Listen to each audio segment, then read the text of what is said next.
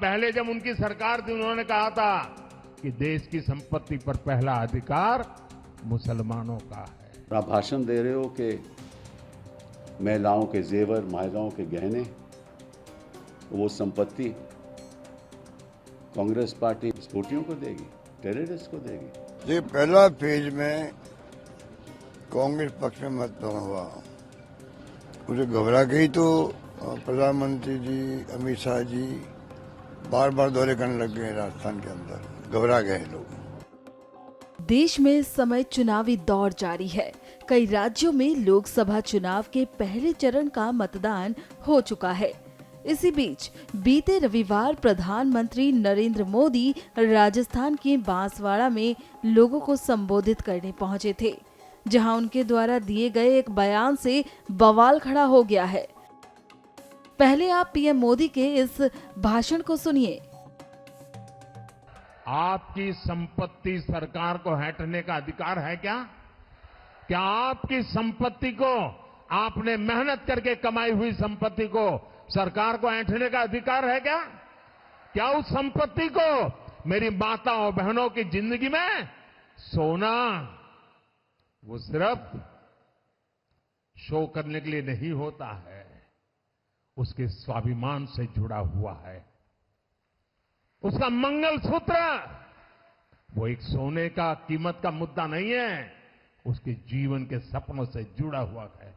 तुम उसे छीनने की बात कर रहे हो अपने मैनिफेस्टो में। गोल्ड ले लेंगे, सबको वितरित कर देंगे। और पहले जब उनकी सरकार थी उन्होंने कहा था कि देश की संपत्ति पर पहला अधिकार मुसलमानों का है। इसका मतलब ये संपत्ति इकट्ठी करके किसको बांटेंगे? जिनके ज्यादा बच्चे हैं उनको बांटेंगे। घुसपैठियों को बांटेंगे। क्या आपकी मेहनत की कमाई का पैसा घुसपैठियों को दिया जाएगा? प्रधानमंत्री नरेंद्र मोदी के द्वारा दिए गए इस भाषण पर अब विपक्ष उग्र हो रहा है। सांसद कपिल सिब्बल ने पीएम मोदी को उनके अपने ही भाषण के लिए घेरा है। 40% देश की संपत्ति 1% लोगों के पास है।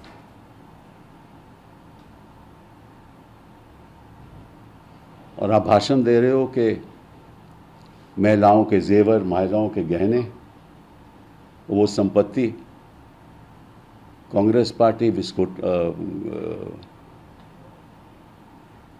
विस्फोटियों को देगी, टेररिस्ट को देगी। क्या 20 करोड़ लोग इस देश के मायना नहीं रखते? उनकी आकांक्षाएं नहीं हैं।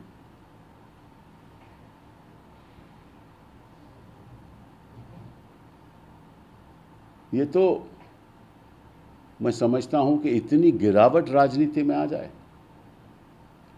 ना तो इतिहास में कभी हुआ है हिंदुस्तान के, और ना मैं चाहता हूं हो। वहीं राजस्थान में पीएम मोदी के दौरे को लेकर राजस्थान के पूर्व मुख्यमंत्री और कांग्रेस नेता अशोक गहलोत ने कहा कि राजस्थान में पहले चरण के मतदान को देखकर ये लोग घबरा गए हैं। ये पहला फेज में कांग्रेस पक्ष में मतदान हुआ, उसे घबरा गई तो प्रधानमंत्री जी, अमित शाह जी बार बार दौरे करने लग गए राजस्थान के अंदर, घबरा गए लोग। तो आप समझ सकते हो कि कांग्रेस का माहौल राजस्थान में एक तरफा है, अच्छा माहौल है। और जो ये 400 पार की बातें करते थे, अब करना छोड़ देंगे। पहले फेज के बाद में जो इनके मुंह से निकलता था अगली बार 400 पार, वो निकलना बंद हो जाएगा, ये मैं कह सकता हूँ। पीएम मोदी के बांसवाड़ा में दिए गए बयान पर कांग्रेस नेताओं ने प्रतिक्रिया देते हुए क्या कहा, सुनिए। प्रधानमंत्री जो कुछ कह रहे हैं, या तो वो बगैर सोचे समझे बोलते हैं, और या फिर वो जानबूझ के देश के अंदर नफरत फैलाते हैं।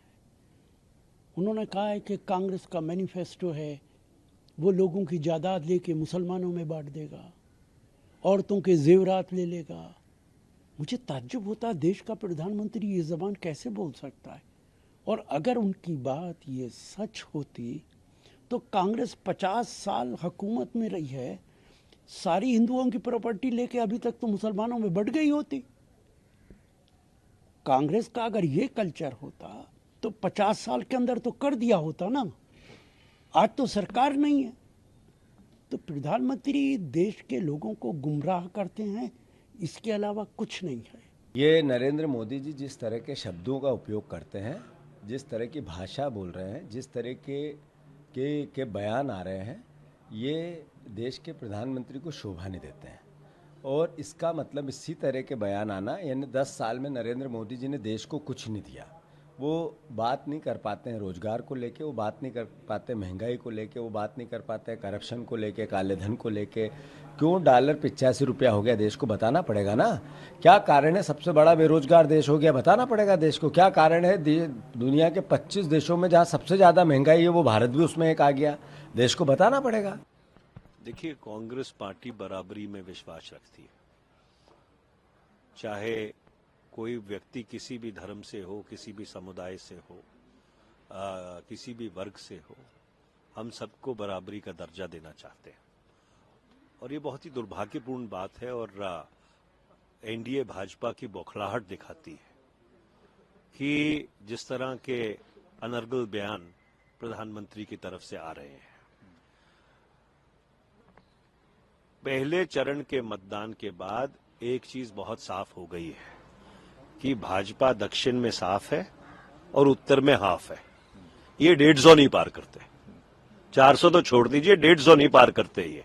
और इसलिए जो इनके बयान आ रहे हैं वो बौखलाहट की निशानी है।